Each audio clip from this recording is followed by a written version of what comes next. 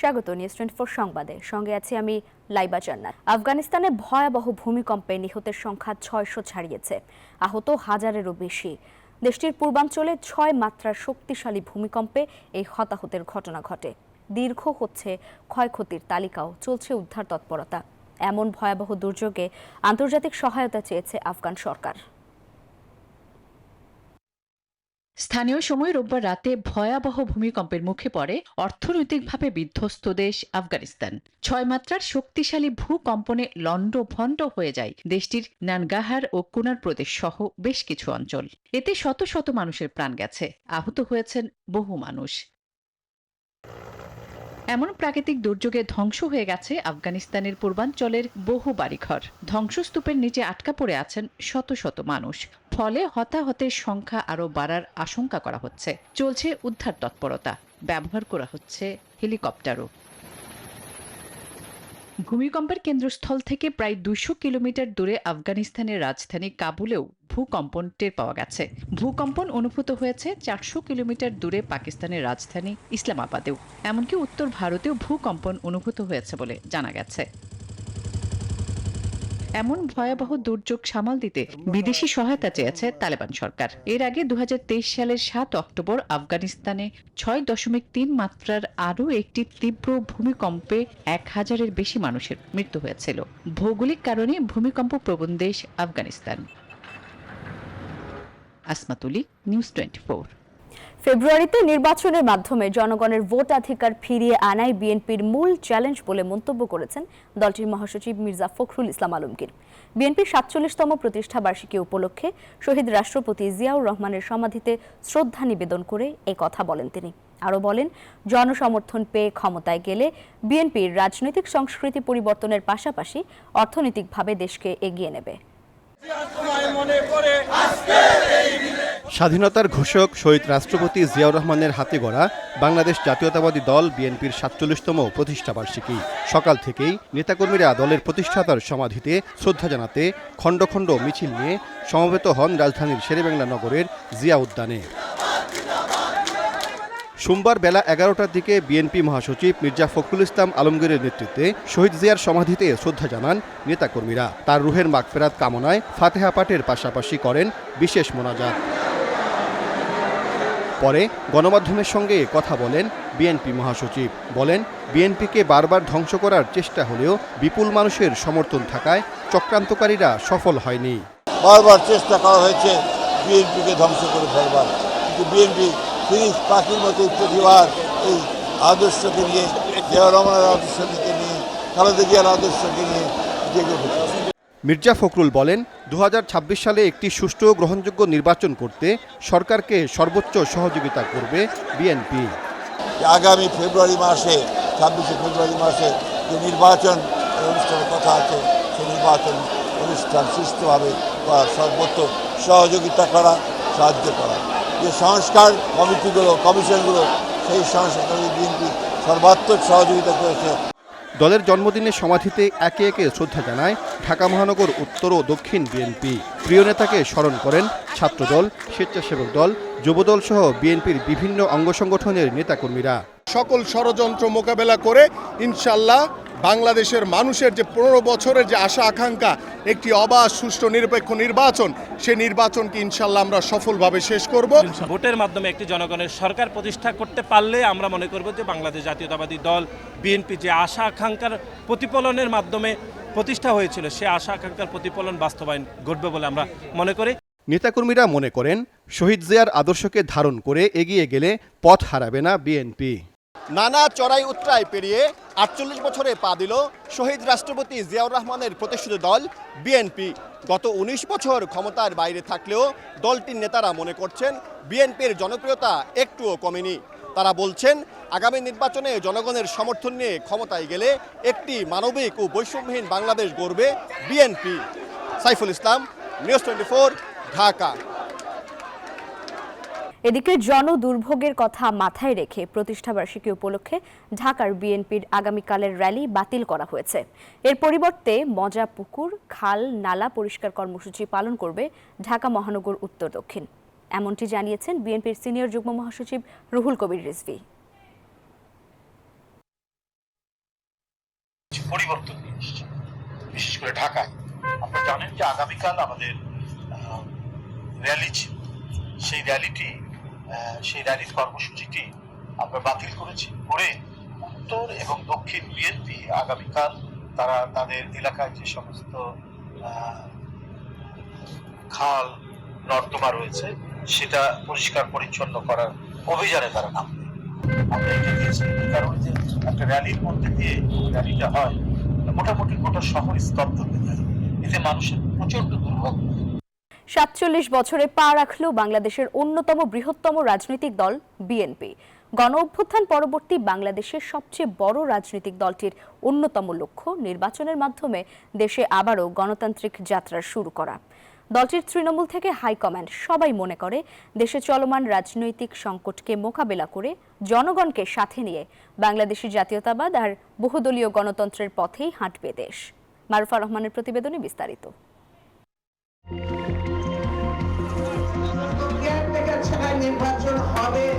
ষড়যন্ত্র এরই ভিতরে আবার শুরু হয়ে গিয়েছে। আমাদের এই সভাকে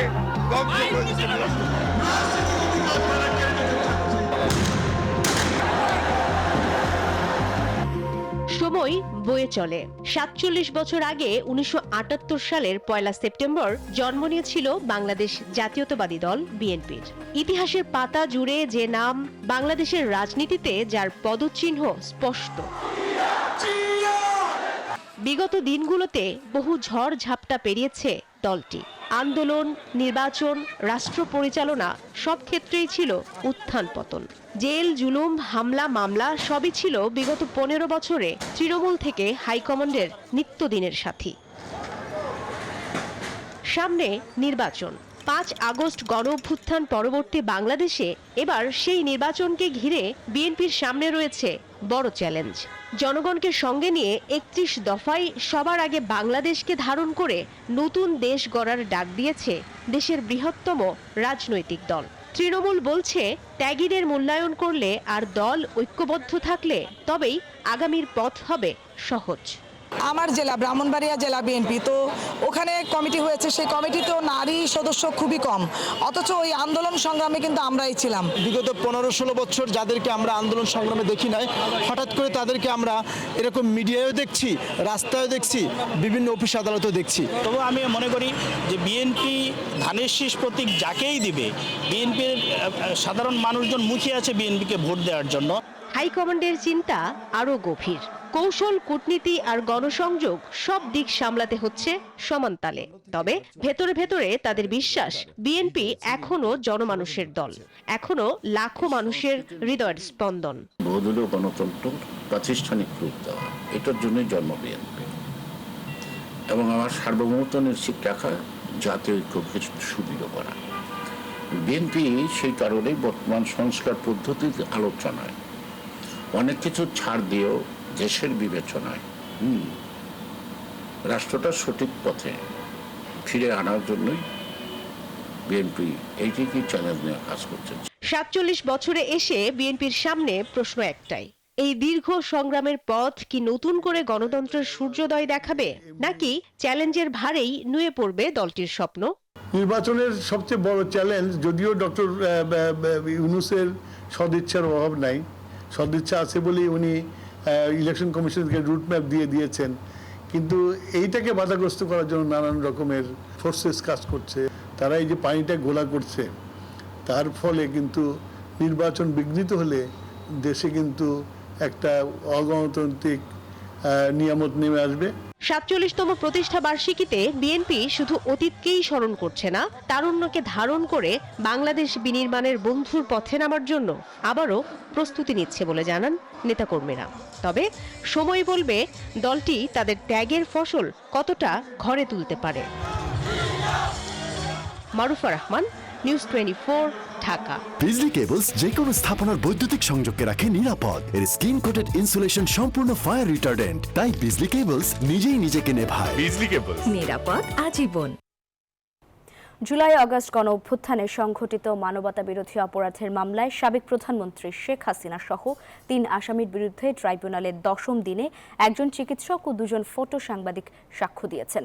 তারা হলেন রাজধানীর মুগদা মেডিকেল হাসপাতালের সহকারী পরিচালক ডাক্তার মোহাম্মদ হাসনাত আল মতিন, সিলেটের স্থানীয় একটি পত্রিকার চিফ ফটোগ্রাফার হুমায়ুন কবির লিটন ও একই পত্রিকার ফটো সাংবাদিক মোহাম্মদ মহিদ হোসেন। এই মামলায় গ্রেপ্তার থাকা একমাত্র রাজসাক্ষী হওয়া আসামি সাবেক আইজিপি চৌধুরী আব্দুল্লাহ আল মামুনের উপস্থিতিতে বেলা 11:15টায় বিচারপতি মোহাম্মদ গোলাম মর্তুজা মজুমদারের নেতৃত্বে 3 সদস্যের আন্তর্জাতিক অপরাধ ট্রাইব্যুনাল 1-এ সাক্ষ্য গ্রহণ শুরু হয়। এদিকে রামপুরায় কার্নিশে ঝুলে থাকা এক শিক্ষার্থীকে গুলি করার ঘটনায় পলাতক সাবেক ডিএমপি কমিশনার হাবিব সহ 4 জনের পক্ষে স্টেট ডিফেন্স নিয়োগ দেওয়া হয়েছে। অভিযোগ গঠনের শুনানি 11 সেপ্টেম্বর। আমরা 6 জন সাক্ষীর হাজিরা দিয়েছি। এর মধ্যে এখন পর্যন্ত 3 জন সাক্ষীর জেরা এবং জবানবন্দি গৃহীত হয়েছে। গুলি চালানোর জন্য সরাসরি নির্দেশ দিয়েছেন তৎকালীন প্রধানমন্ত্রী শেখ হাসিনা। এই ঘটনার বিবৃতি দিয়েছেন, উল্লেখ করেছেন এবং উনি আরও বলেছেন যে এই ঘটনা সাবেক স্বরাষ্ট্রমন্ত্রী এবং সাবেক আইজিপি চৌধুরী আব্দুল্লাহ আল মামুন এই ঘটনাগুলোর জন্য সরাসরি দায়ী। রাজধানীর কাফরুল থানার হত্যা মামলায় সাবেক সিনিয়র সচিব NM জিয়াউল আলমকে গ্রেপ্তার দেখিয়েছেন আদালত। সোমবার ঢাকায় মেট্রোপলিটন ম্যাজিস্ট্রেট ইশরাত জেনিফার জেরিনের আদালত শুনানি শেষে এই আদেশ দেন। এদিন সকালে তাকে আদালতে হাজির করা হয়। এরপর মামলার তদন্তকারী কর্মকর্তা উপপরিদর্শক কামরুল ইসলাম তাকে গ্রেপ্তার দেখানোর আবেদন করেন।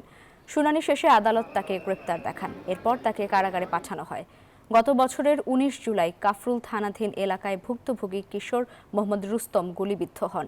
পরে ওই দিন চিকিৎসাধীন অবস্থায় তিনি মারা যান। এই ঘটনায় গত 30 মে রাজধানীর কাফরুল থানায় হত্যা মামলা দায়ের করা হয়।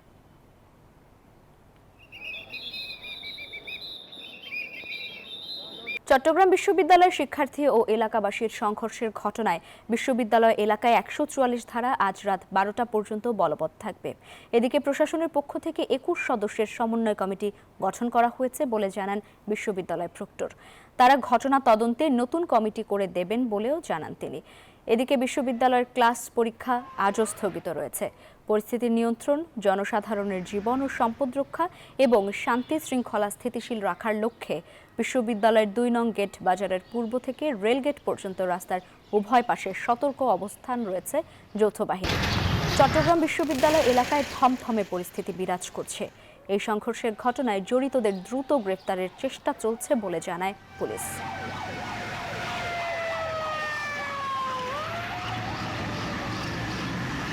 হল ছাড়ার নির্দেশনা প্রত্যাখ্যান করেছেন বাংলাদেশ কৃষি বিশ্ববিদ্যালয়ের শিক্ষার্থীরা। ক্যাম্পাসে বিক্ষোভ করছেন তারা। এর আগে শিক্ষকদের অবরুদ্ধ এবং শিক্ষার্থীদের ওপর বহিরাগতদের হামলার ঘটনার পর বাংলাদেশ কৃষি বিশ্ববিদ্যালয় অনির্দিষ্টকালের জন্য বন্ধ ঘোষণা করা হয়। আজ সকাল 9টার মধ্যে শিক্ষার্থীদের হল ত্যাগের নির্দেশনাও দেয়া হয়। তবে সকালে নারী শিক্ষার্থীদের একটি অংশ হল ছাড়লেও ছেলে শিক্ষার্থীরা তা প্রত্যাখ্যান করেন। পরে নারী শিক্ষার্থীরাও তাদের সঙ্গে একাত্মতা প্রকাশ করে এবং হলে ফিরে আসেন।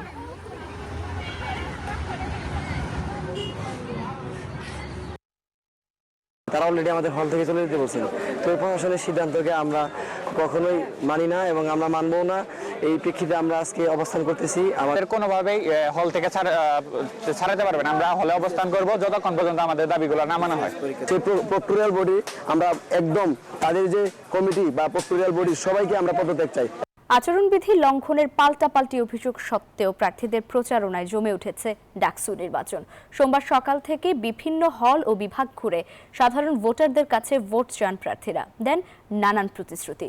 সামাজিক বিজ্ঞান অনুষদে প্রচারণা শেষে ঐক্যবদ্ধ শিক্ষার্থী জোটের ভিপি প্রার্থী সাদেক কায়েম অভিযোগ করেন, ক্যাম্পাসে পরিকল্পিতভাবে অস্থিতিশীল পরিবেশ তৈরির চেষ্টা করছে একটি মহল। সামাজিক যোগাযোগ মাধ্যমে মিথ্যা তথ্য ছড়ানো হচ্ছে তাদের বিরুদ্ধে। একই অভিযোগ করে ছাত্রদলের ভিপি প্রার্থী আবিদুল ইসলাম আবিদ বলেন, তাদেরকে টার্গেট করে মিথ্যা তথ্য ছড়াচ্ছে কেউ কেউ। নির্বাচনে ভালো করবেন এমন প্রত্যাশার কথা জানান তারা।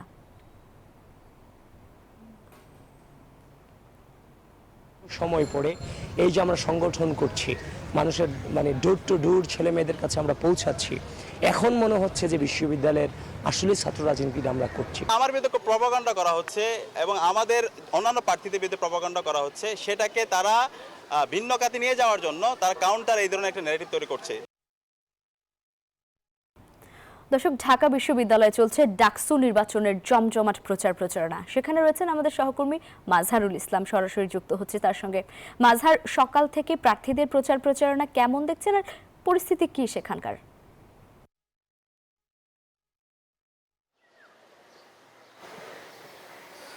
আপনাকে ধন্যবাদ। আপনি যেমনটা বলছিলেন যে ঢাকা বিশ্ববিদ্যালয়ের যে জমজমাট প্রচারণা সেটি কিন্তু ইতিমধ্যেই সারা ক্যাম্পাস জুড়েই চলছে।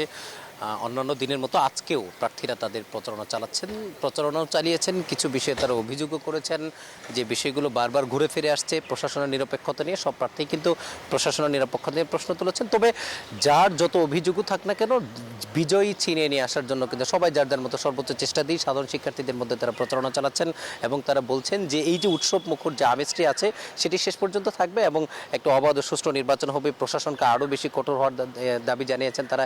একই সাথে ভোট কেন্দ্র বাড়ানোর কথাও কেউ বলেছেন এবং সাইবার বুলিংয়ের যে বিষয়টি বারবার উঠে আসছে সেই সাইবার বুলিংয়ের বিষয়েও কর্তৃপক্ষকে তারা ব্যবস্থা নেওয়ার জন্য অনুরোধ জানিয়েছেন। আজকে বিকাল 3টার দিকে রিটার্নিং কর্মকর্তার একটি ব্রিফিং রয়েছে, সেখানে তিনি আজকে কিছু গুরুত্বপূর্ণ বিষয়ে কথা বলতে পারেন। তিনি যেটা বলেছেন, যেহেতু অনেকদিন ধরেই এক ধরনের অভিযোগ আসছে যে লেভেল প্লেইং ফিল্ড নিয়ে, সেটি বিষয়ে হয়তোবা তিনি কথা বলতে পারেন। একই সাথে সাইবার বুলিংয়ের যে বিষয়টি আছে এটি নিয়ে তাদের কী ধরনের সিদ্ধান্ত তারা নিতে যাচ্ছেন এই বিষয়ে তারা হয়তোবা কথা বলতে পারেন। একই সাথে ছাত্রদল এবং ছাত্র শিবির সহ যারা ছিল তারা তাদের সব কিছু তারা সাধারণ শিক্ষার্থীদের সাথে তুলে ধরেছেন। বিকেলে ইসলামী ছাত্র শিবির আজকে তাদের ইশতেহার ঘোষণা করবেন, সেখানে তারা কি ঘোষণা করতে পারেন সেই বিষয়গুলো, সাধারণ শিক্ষার্থীর জন্য কি থাকতে পারে সেগুলো তারা তুলে ধরবেন এমন প্রত্যাশার কথা তারা বলছেন। সব মিলিয়ে যে প্রচারণা, যে জমজমাট প্রচারণা ঢাকা বিশ্ববিদ্যালয়ের সেই উৎসবের আমেজ কিন্তু আমরা সকাল থেকে দেখেছি।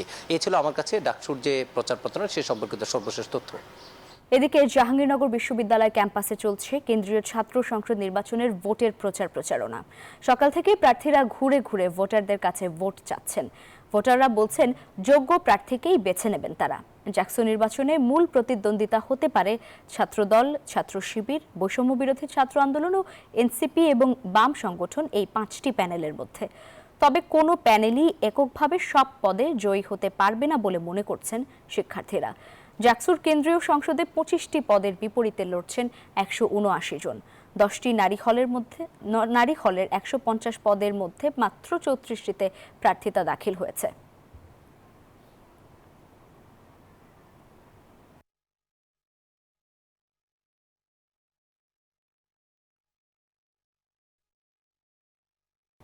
দর্শক, আর এই বিষয়ে বিস্তারিত জানাতে জাহাঙ্গীরনগর বিশ্ববিদ্যালয় থেকে যুক্ত হচ্ছেন সহকর্মী নাজমুল হুদা।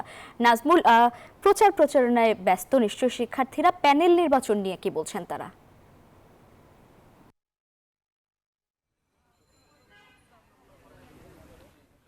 লাইবা, আপনাকে ধন্যবাদ। এই মুহূর্তে রয়েছি জাহাঙ্গীরনগর বিশ্ববিদ্যালয় এবং আজকে কিন্তু 4র্থ দিনের মতো কিন্তু প্রচারণা চলছে।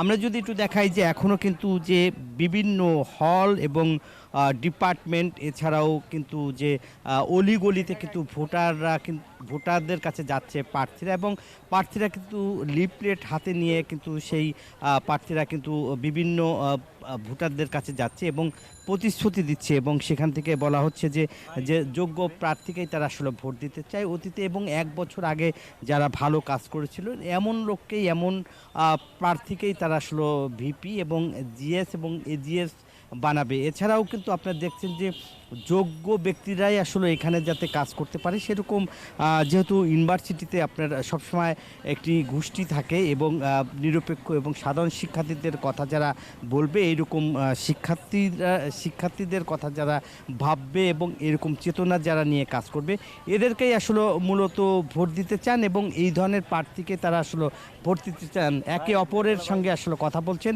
সেখানে বিভিন্ন কথা বলছেন এবং যেহেতু এই 21টি আবাসিক যে হল রয়েছে, সেই 21টি আবাসিক হলের 15টি পদ রয়েছে। সেই 15টি পদে কিন্তু যে প্রার্থীরা কিন্তু যে তাদের কাছে যাচ্ছে এবং ভোট চাচ্ছে এবং তারা আসলে বলছে যে এই বিশ্ববিদ্যালয় উন্নয়ন যে করতে পারবে এবং বিভিন্ন হলে কিন্তু যে সমস্যা রয়েছে এবং আবাসিক হলগুলোতে কিন্তু যে থাকার যে ব্যবস্থা, কোথাও কোনো জরাজীর্ণ অবস্থা রয়েছে, সেগুলো যারা রয়েছে, ট্রান্সপোর্ট রয়েছে, বিভিন্ন মানে ছাত্রদের সুবিধাতে যারা কাজ করবে এমন প্রার্থীকেই তারা আসলে ভোট দিতে চায়। এই ছিল ডাকসু নির্বাচনের সর্বশেষ তথ্য আমার কাছে। ডাকসু নির্বাচনের মনোনয়ন ফর্ম উত্তোলনের সময়সীমা আরও 2 দিন বাড়ানো হয়েছে। সেই সাথে প্রথম বর্ষের শিক্ষার্থীদের ভোটার করার ব্যাপারে সবাই একমত হয়েছে। নির্বাচনের তারিখ ঠিক রেখে তাদের ভোটার করার প্রক্রিয়া শুরুর ব্যাপারে দ্রুতই সিদ্ধান্ত নেওয়া হবে। এদিকে ছাত্রদল দুপুর 12টা থেকে নারী শিক্ষার্থীদের হেনস্থা ও প্রথম বর্ষের শিক্ষার্থীদের ভোটার করার দাবিতে প্রশাসন ভবনের সামনে অবস্থান নিয়ে বিক্ষোভ করছে। আজকে রাকসু নির্বাচনের মনোনয়ন ফর্ম জমা দেওয়ার সময় শুরু হলেও এখনো পর্যন্ত কোনো প্রার্থী মনোনয়ন ফর্ম জমা দেননি। এদিকে মনোনয়ন ফর্ম উত্তোলন করা প্রার্থীরা রাজশাহী বিশ্ববিদ্যালয় মেডিকেল সেন্টারে ডোপ টেস্টের নমুনা দিচ্ছেন।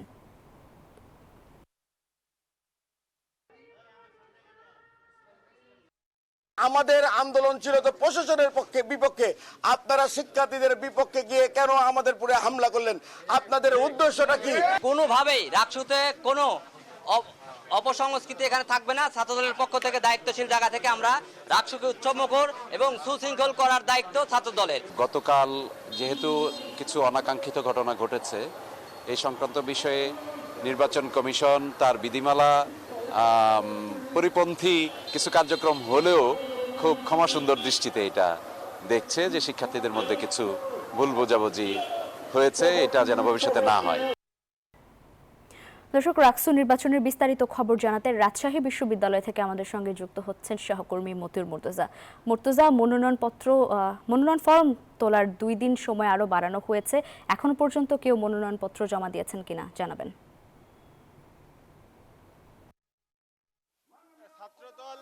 রাকসু নির্বাচনে প্রথম বর্ষের শিক্ষার্থীদের ভোটার করার দাবি এবং নারী শিক্ষার্থীদের লাঞ্ছিত করার প্রতিবাদে দ্বিতীয় দিনের মতো আন্দোলন করছে। তারা দুপুর 12:30 থেকে বিশ্ববিদ্যালয়ের প্রশাসন ভবনের সামনে অবস্থান নিয়ে বিক্ষোভ কর্মসূচি অব্যাহত রেখেছে। এদিকে রাকসু নির্বাচনের মনোনয়ন ফর্ম বিতরণের সময়সীমা ছিল গতকালকে শেষ হওয়ার কথা ছিল, কিন্তু আজকে পুনরায় রাকসু নির্বাচন কমিশন মনোনয়ন ফর্ম বিতরণের সময়সীমা আরও 2 দিন বর্ধিত করেছে। তারা বলছে যে প্রথম বর্ষে যারা শিক্ষার্থী রয়েছে তাদের ভোটার করার বিষয়ে বিভিন্ন রাজনৈতিক সংগঠন সহ স্বতন্ত্র প্রার্থীরা রয়েছেন, তারা সবাই একমত পোষণ করায় প্রথম বর্ষের শিক্ষার্থীদের ভোটার করার বিষয়ে দ্রুত সিদ্ধান্ত নেবেন। ঠিক কিভাবে কোন প্রক্রিয়ায় প্রথম বর্ষের শিক্ষার্থীদের ভোটার করা যায় সেটি তারা ভেবে দেখবেন। তবে নির্বাচনের তারিখ অপরিবর্তিত রাখবেন বলে কিন্তু তারা জানিয়েছেন। 25শে সেপ্টেম্বর যে নির্বাচনের তারিখ রয়েছে সেদিনে নির্বাচন সম্পন্ন হবে বলে প্রধান নির্বাচনের কমিশন আমাদেরকে জানিয়েছেন। আর গতকালকে থেকে আমরা দেখেছি যে ছাত্রদল এর সাথে ছাত্র শিবির এবং স্বতন্ত্র প্রার্থীদের একটু উত্তেজনাকর পরিস্থিতি তৈরি হয়েছিল, সেখানে হাতাহাতি হয়, পরে ক্যাম্পাস উত্তপ্ত হয়ে ওঠে। তবে কিন্তু রাত্রে পরিস্থিতি শান্ত হয়। আর আজকে 12:30 থেকে ছাত্রদলের নেতাকর্মীরা আন্দোলন অব্যাহত রেখেছেন। তারা বলছেন যে তাদের যে 2 দফা দাবি, নারী শিক্ষার্থীদের হেনস্থার প্রতিবাদ এবং এর সাথে জড়িতদের বিচার এবং প্রথম বর্ষের শিক্ষার্থীদের ভোটার করার যে বিষয়টি ভোটার করতে হবে সেই দাবি তারা জানিয়েছেন এবং বলছেন তাদের দাবি আদায় না হওয়া পর্যন্ত তাদের আন্দোলন কর্মসূচি অব্যাহত থাকবে বলে তারা জানিয়েছেন। আর রাকসু নির্বাচনে গতকাল পর্যন্ত 318 জন প্রার্থী কিন্তু মনোনয়নপত্র উত্তোলন করেছিলেন। এর মধ্যে ভিপি পদে 18 জন, জিএস পদে 7 জন, এজিএস পদে 8 জন, বিতর্ক ও সাহিত্য সম্পাদক পদে 2 জন, সহকারী বিতর্ক সাহিত্য সম্পাদক পদে 4 জন, মিডিয়া ও প্রকাশনা সম্পাদক পদে 5 জন, সংস্কৃতি বিষয়ক সম্পাদক পদে 5 জন, পরিবেশ ও সমাজ কল্যাণ সম্পাদক পদে 12 জন, সব মিলিয়ে 318 জন প্রার্থী কিন্তু মনোনয়নপত্র উত্তোলন করেছিলেন। যেহেতু আরও 2 দিন মনোনয়ন ফর্ম উত্তোলনের সময়সীমা বৃদ্ধি করা হয়েছে, হয়তো আরও প্রার্থীর সংখ্যা আরও অনেক বৃদ্ধি পাবে বলে কিন্তু জানিয়েছেন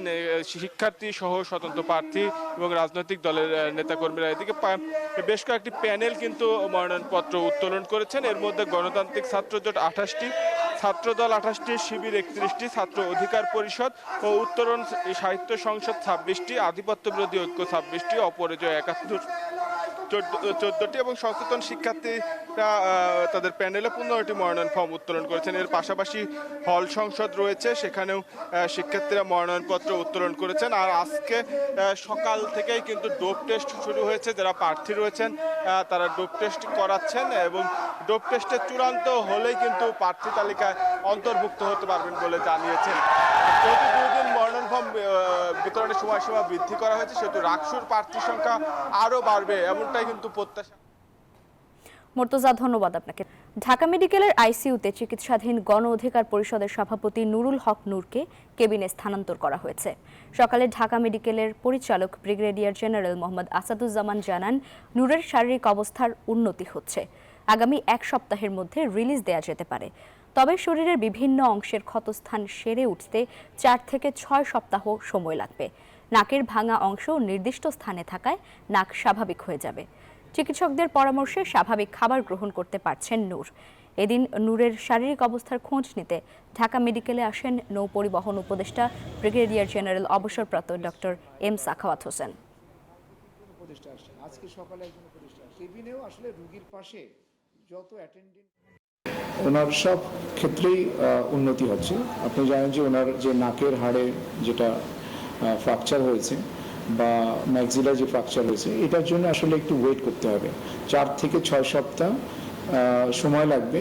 আজকে সব ডাক্তাররা দেখেছেন এবং ওনারা মতামত দিয়েছেন তাকে আইসিইউ থেকে কেবিনে শিফট করার জন্য।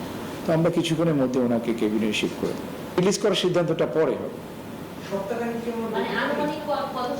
হ্যাঁ, আনুমানিক 1 সপ্তাহ বলতে পারেন। 7 বছর আগে ঢাকার কেরানীগঞ্জে মেয়েকে ধর্ষণের অভিযোগে করা মামলায় আসামি বাবা মোহাম্মদ রুবেলের আমৃত্যু কারাদণ্ড দিয়েছেন ট্রাইব্যুনাল। সোমবার দুপুরে ঢাকার নারী ও শিশু নির্যাতন দমন ট্রাইব্যুনাল 4-এর বিচারক মোহাম্মদ মশিয়ার রহমান এই রায় দেন। দণ্ডের পাশাপাশি 1 লাখ টাকা জরিমানা, অনাদায়ে আরও 1 বছরের বিনাশ্রম কারাদণ্ড ভোগ করতে হবে। সেই সাথে আসামির স্থাবর অস্থাবর সম্পত্তি বিক্রি করে ভিকটিমকে দেওয়ার নির্দেশ দেন। সংশ্লিষ্ট ট্রাইব্যুনালের পাবলিক প্রসিকিউটর মোহাম্মদ এরশাদ আলম বলেন, আসামির আমৃত্যু কারাদণ্ড হওয়ায় রাষ্ট্রপক্ষ সন্তুষ্ট। এই রায় সমাজে দৃষ্টান্ত সৃষ্টি করবে। 2018 সালে কেরানীগঞ্জে ভাড়া বাসায় এই ঘটনা ঘটে।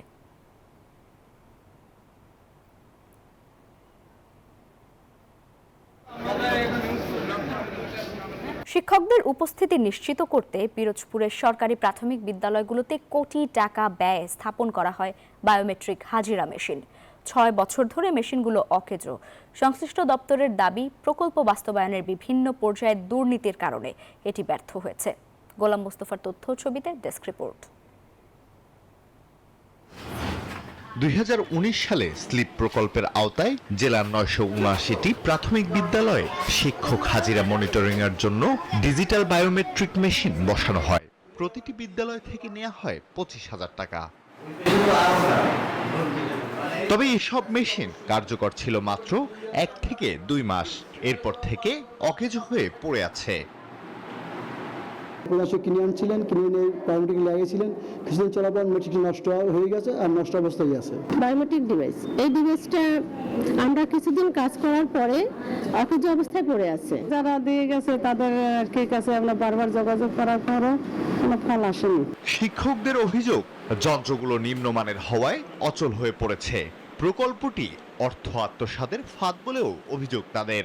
সরকারের এই কোটি কোটি টাকার যে ভর্তুকি দিয়া যে এই জিনিসগুলো কার্যকারী হচ্ছে না, এই জন্য আসলে এর জন্য দায়ী কে? কোনো স্কুলে এটা পূর্ণাঙ্গ বসানো সম্ভব হয়নি। অনেক জায়গায় বসানোর পরপর নষ্ট হয়েছে এবং অনেক জায়গায় বসাতেই পারেনি, এত মান এত খারাপ তারা দিয়েছিল। এ বিষয়ে জানতে মেশিন সরবরাহকারীদের সাথে মুঠোফোনে একাধিকবার যোগাযোগ করা হলেও তাদের পাওয়া যায়নি। ঊর্ধ্বতন কর্তৃপক্ষকে জানালেও কোনো নির্দেশনা পাওয়া যায়নি বলে দায়সারা জবাব শিক্ষা কর্মকর্তার। এটা তো একটা প্রজেক্টের মাধ্যমে ক্রয় করা হয়েছিল, তো পরবর্তীতে আর পুনরায় ওইটা মেশিনগুলো চালু করা হবে কিনা এটা অধিদপ্তর থেকে কোনো নির্দেশনা আসেনি। 2018 সালে জেলার 979টি প্রাথমিক বিদ্যালয়ে স্লিপ প্রকল্পের আওতায় 2 কোটি টাকা ব্যয়ে ক্রয় করা হয় এ মেশিন। Desk report, news 24।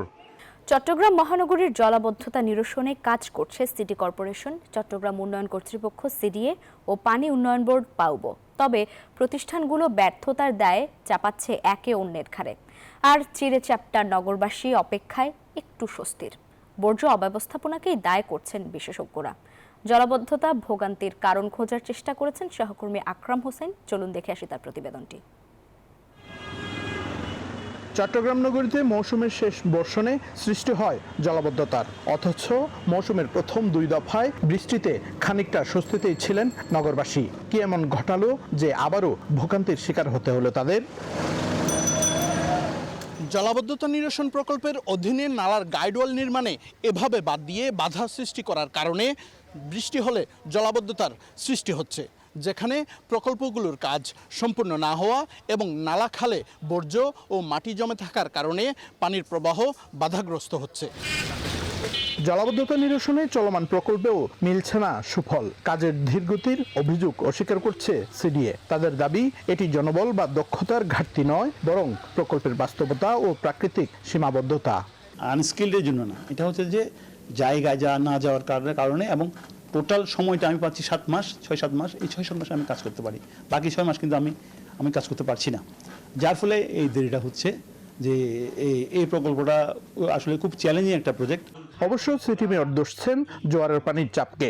জানান স্লুইস গেট নির্মাণ কাজ এখনো সম্পূর্ণ হয়নি, স্থায়ী বর্জ্য ব্যবস্থাপনার কাজ চলমান। লাস্ট যখন পানি বেশি উঠেছে ওই সময় জোয়ারের যে ডাটা আমাদের যে রেকর্ড আছে সেটা কিন্তু অতীতের যে কোনো জোয়ারের চাইতে সবচেয়ে বেশি ছিল, এবং আমরা মনে করি এটার জন্য সুইচ গেট যে নির্মাণগুলো হয়েছে সেগুলো এখনও পর্যন্ত শেষ হয়নি। পানি উন্নয়ন বোর্ড এবং সিডিএ কর্তৃক সুইচ গেটগুলো কমপ্লিট শেষ হয়ে গেলে তাহলে পরে আমরা এদিক দিয়েও ভালো রেজাল্ট আশা করতে পারবো। তবে মেয়রের সাথে একমত নয় পাউবো। তাদের দাবি কার্যকর আছে স্লুইস গেট, খাল নালা পরিষ্কার না করাতেই জলাবদ্ধতা দাবি তাদের। এই স্ট্রাকচারগুলোর ফাংশনালিটি নির্ভর করছে আপনার ড্রেনগুলোর উপর। কানেক্টেড ড্রেনগুলো যদি সবসময় পরিষ্কার থাকে এই স্ট্রাকচারগুলো কাজে আসবে, যদি কানেক্টেড ড্রেনগুলো ভরাট হয়ে যায় তাহলে কিন্তু ডিফিকাল্ট হবে। বিশেষজ্ঞরা বলছেন স্থায়ী বর্জ্য ব্যবস্থাপনা না থাকা এবং অনভিজ্ঞ জনবলের কারণে জলাবদ্ধতা নিরসনে কাঙ্ক্ষিত অগ্রগতি আসছে না। যারা কাজ করছে, ডেভেলপমেন্টের কাজ করছে বা যারা ড্রেনেজ সিস্টেমের কাছে, তারা আনস্কিল, তারা ওয়েল ইকুইপ না, তাদের অত্যাধুনিক যন্ত্রপাতি নেই। তারা এমনভাবে কাজ করে টুকটা মানে আস্তে আস্তে ম্যানুয়ালি কাজ করতে গিয়ে ততক্ষণেই ওখানে সেরাবার অবস্থা হয়ে যায়। জলাবদ্ধতা নিরসন প্রকল্পের সুফল চট্টগ্রাম নগরবাসী কখন পাবেন তা নির্দিষ্ট করে বলা কঠিন। তবে প্রকল্পের কাজ প্রায় শেষের দিকে হলেও শতভাগ সুফল পেতে হলে এখনও অনেক খাল উদ্ধার এবং সংস্কার কাজ বাকি। আকরাম হোসাইন, নিউজ 24, চট্টগ্রাম। এবারে জানাবো মধুমতি ব্যাংক পিএলসি অর্থ বাণিজ্য সংবাদ।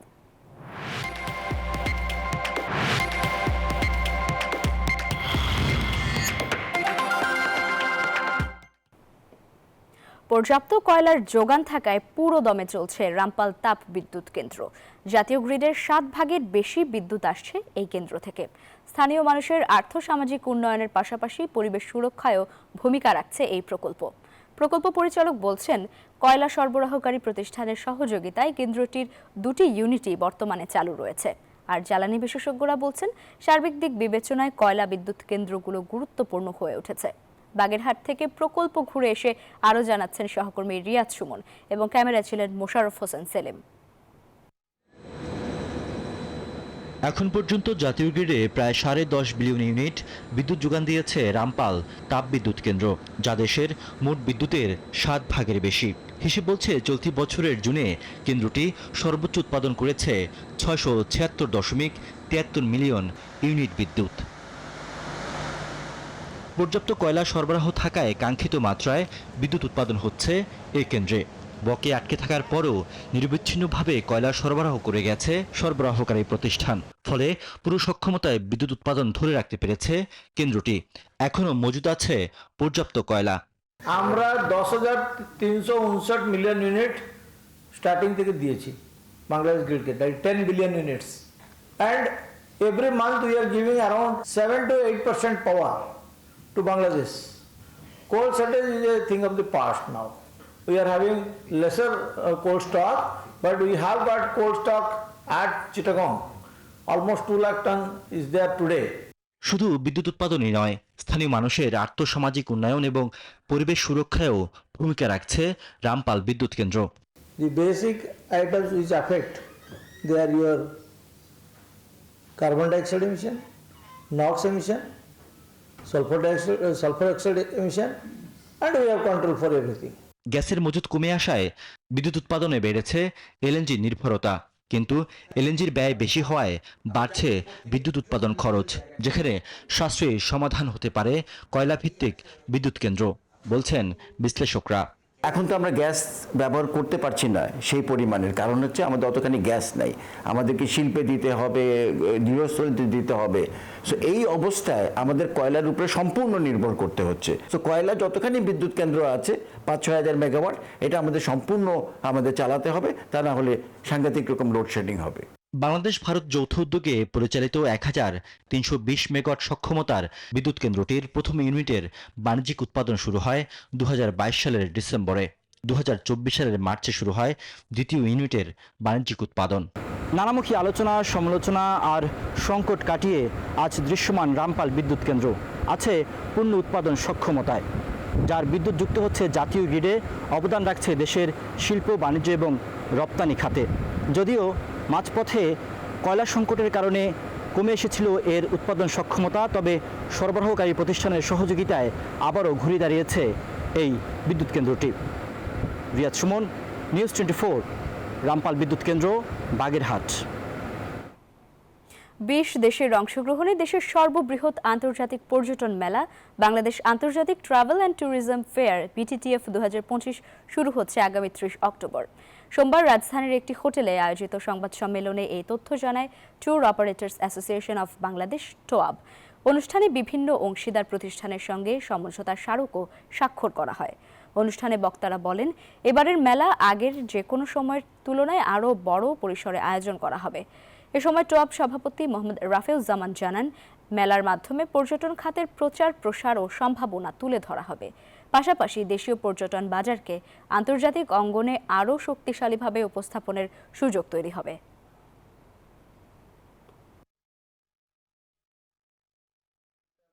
আর এ ছিল নিউজ 24 সংবাদে। আরও সংবাদ ও বিশ্লেষণ জানতে ভিজিট করুন news24bd.tv। ধন্যবাদ সবাইকে।